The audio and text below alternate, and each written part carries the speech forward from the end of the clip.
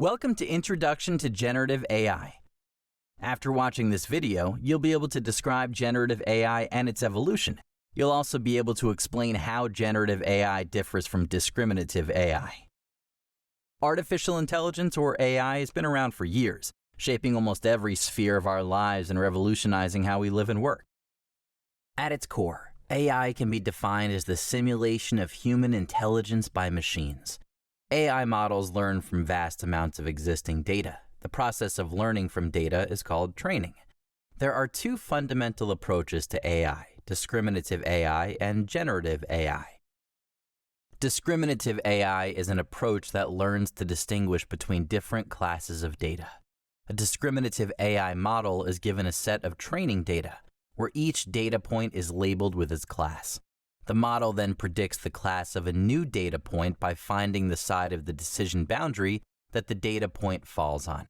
Discriminative AI models use advanced algorithms to differentiate, classify, identify patterns, and draw conclusions based on training data. An example of how a discriminative AI model works can be seen in how email spam filters can differentiate between spam and non-spam emails. Discriminative AI models are best applied to classification tasks. They cannot, however, understand context or generate new content based on a contextual understanding of the training data. And this is where generative artificial intelligence, or generative AI, comes in. Generative AI models learn to generate new content based on the training data. They can capture the underlying distribution of the training data and generate novel data instances.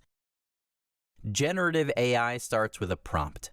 This can be text, an image, video, or any other input that the model can process. As an output, the model generates new content, including text, images, audio, video, code, and data.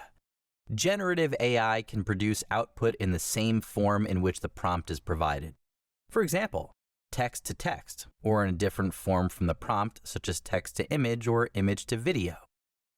Here is a simple example to understand the difference between discriminative or traditional AI and generative AI. Discriminative AI would be best suited to answer questions such as, is this image a drawing of a nest or an egg? Generative AI would respond to prompts such as, draw an image of a nest with 3 eggs in it. While discriminative AI mimics our analytical and predictive skills, generative AI goes a step further to mimic our creative skills. As implied by this comment from the Harvard Business Review, AI can not only boost our analytic and decision-making abilities, but also heighten creativity. Generative models can take what they have learned and create entirely new content based on that information. Both discriminative and generative models are created using deep learning techniques. Deep learning involves training artificial neural networks to learn from vast amounts of data.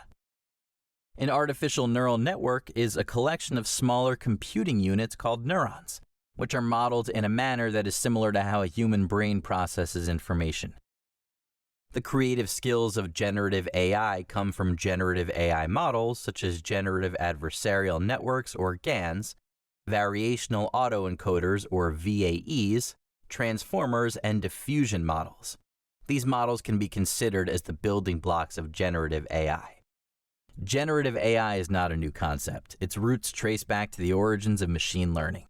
In the late 1950s, when scientists proposed machine learning, they explored using algorithms to create new data. During the 1990s, the rise of neural networks infused advancements in generative AI. Further, during the early 2010s, deep learning, supported by the availability of large data sets and enhanced computing power, further advanced the development of generative AI. In 2014, generative AI was transformed with the introduction of GANs by Ian Goodfellow and his colleagues. GANs and other models such as VAEs and transformers set the stage for generative AI's growth and the development of foundational models and tools.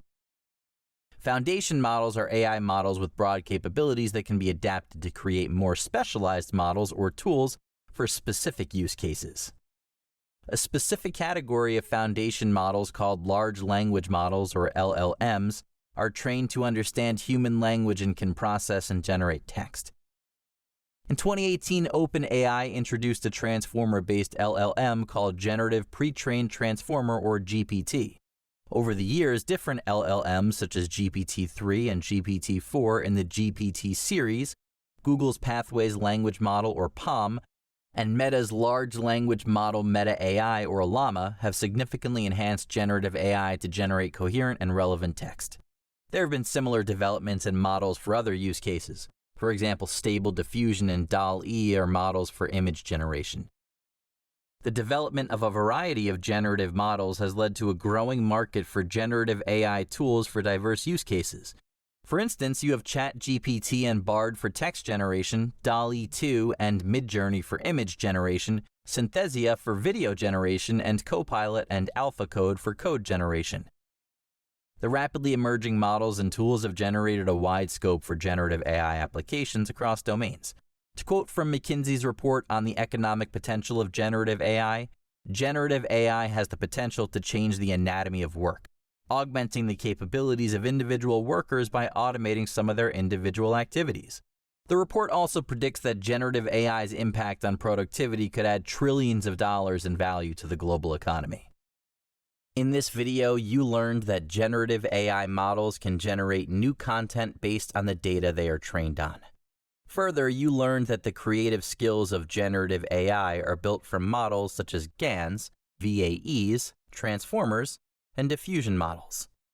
Foundation models can be adapted to create specialized models or tools tailored to specific use cases. Finally, you learned that generative AI models and tools have a wide scope for applications across different domains and industries.